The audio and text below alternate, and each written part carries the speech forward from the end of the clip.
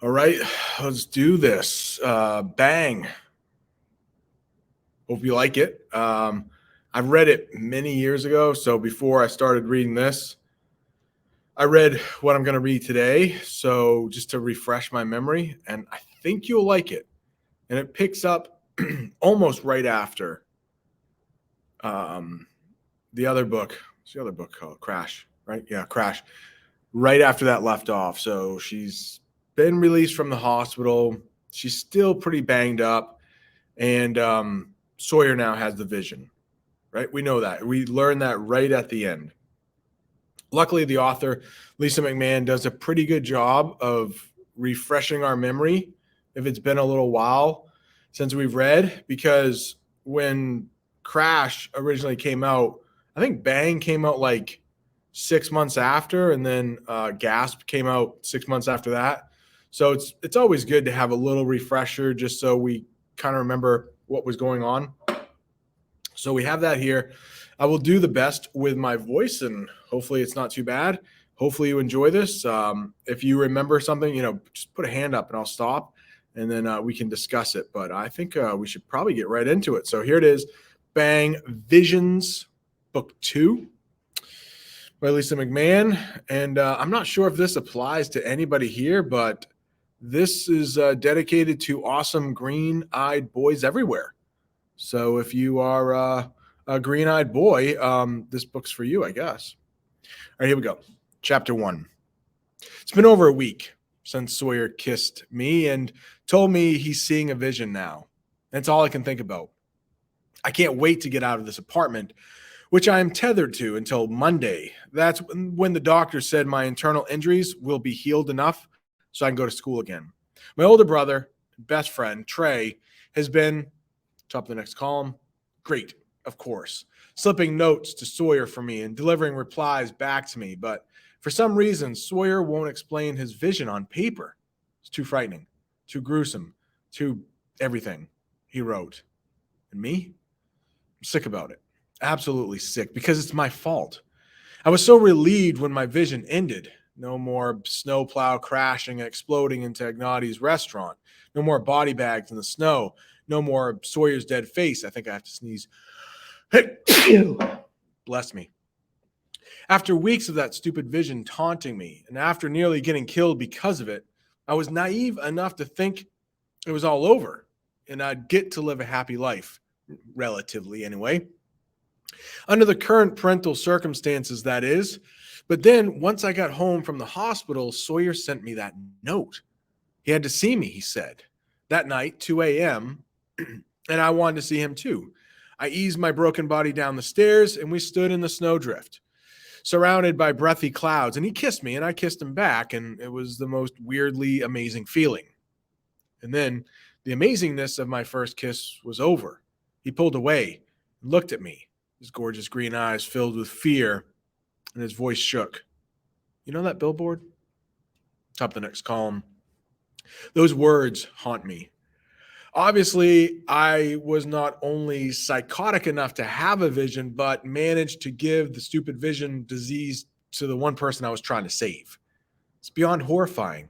Sitting here knowing he must be experiencing the worst kind of frustration and pressure to act on the vision. And did he say gruesome? Let me say it one more time. Sick. That's what I am. And so very sorry. I racked my brain trying to figure out how this could have happened.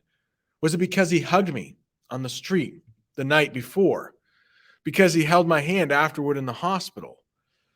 Maybe there's some kind of physical transference going on. I have no idea. I've done something horrible to the boy I love, top of the next column, and I don't know how to stop it. All I know is that I need to get out of this horde hole before I lose my mind. Oh, wait. All right, so that was kind of a prologue, just as a review. Well, I'm sure somebody in here knows prologue. We can pause it. Hopefully I won't sneeze or cough again. Prologue. Just in case somebody didn't know in class, I'm sure somebody knew, but a prologue, it's kind of like a before chapter. It's a chapter before the book actually starts. For some reason, it doesn't exactly follow the timeline. It just gives us a whole bunch of information at the beginning, just like an epilogue gives us a whole bunch of information at the end.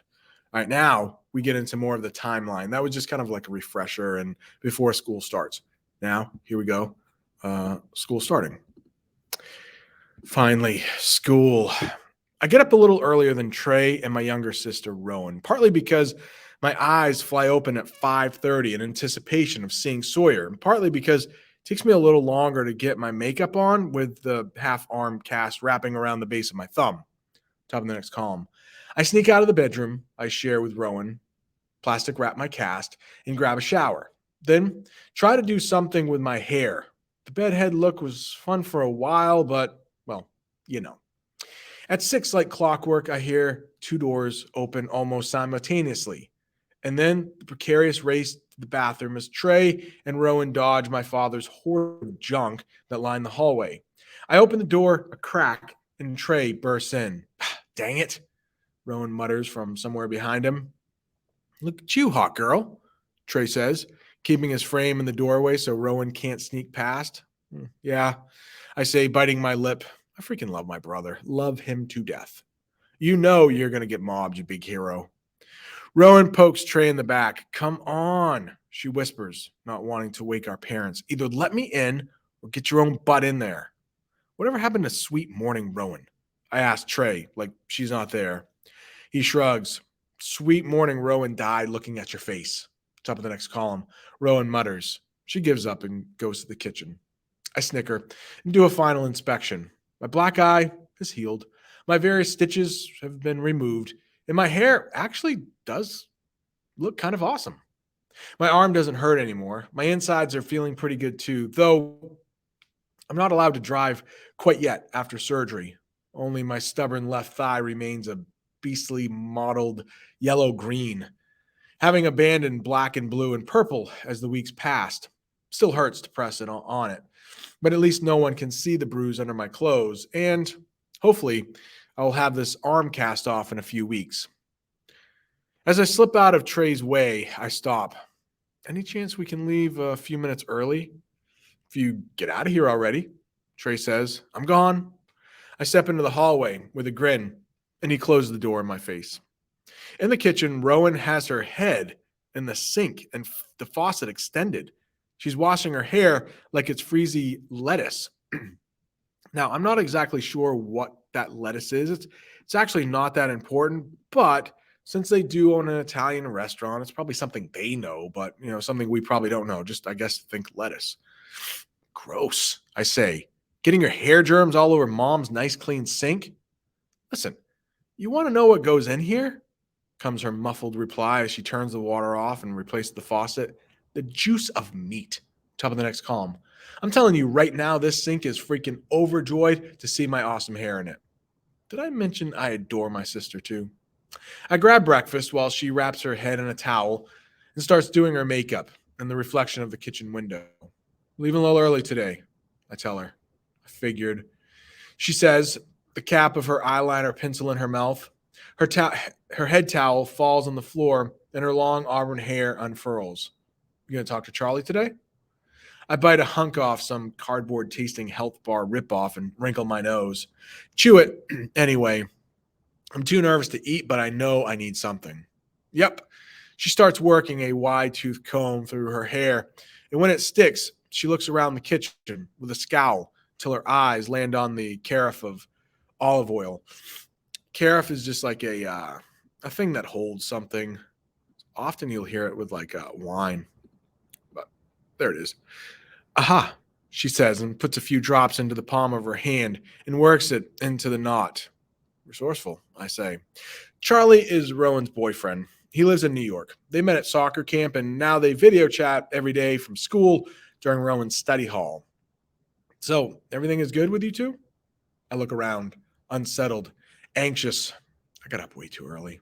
Top of the next column. Yep, she says again, and then gets a hairdryer, plugs it in, and turns it on. So just a little inference there, but why are they looking around so much? Maybe that's the question we can ask, just in case somebody has forgotten from before, but they're looking around for some reason. Was it pause it here. I remember the parents don't know about Charlie. It's a secret. I don't remember. Somebody probably remember. I'm not sure if Trey even knows about Charlie, Rowan's boyfriend. All right, back to this. Top of the next column here. Yep, she says again. We already read that. I drum my fingers on a stack of crap on the table and glance at the clock. Okay, then. My stomach flips as I think about school. I don't want to be a hero. I don't want to be noticed by anybody. It's embarrassing. And I'm so beyond what happened when Trey and I barreled into that snowplow to keep it from hitting Ignati's trattoria. Ever since Sawyer told me he's been having a vision now, too, I haven't been able to stop worrying about him and about what horrible thing he's going to be forced to go through. My chest aches thinking about it. It was the worst time of my life. I felt so alone. Poor Sawyer, I murmur. Yeah, poor guy. He's really dreading seeing you, Trey says sarcastically from behind me. Rowan catches sight of her bathroom opportunity. Why? This is after school. Why are they... Mr. McGaw, can you come to the office when you have a minute? Mr. McGaw, to the office, please. Top of the next column. Opportunity yanks a hairdryer cord from the outlet and runs for it. I smirk at Trey. He is so awesome that he actually believed me when I told him what was happening to me. After a while, anyway, like 30 very important seconds before the crash happened. But he still doesn't know about Sawyer. Chapter 3. We all climb into the pizza delivery car. Since there's no longer a giant truck of balls, I totaled the sucker. Luckily, the insurance company is going to provide us with a new one. Dad's having the old balls fixed and mounted. Apparently, they snapped off pretty cleanly in the crash and didn't get banged too hard. Top of the next column.com, thanks to the snow. Trey drives. Rowan's in the back, and I'm riding shotgun, peering out the windshield as a flurry of snow buzzes around the car. I can't concentrate on anything, but I stare at a vocab sheet for a test I've been told we're having today.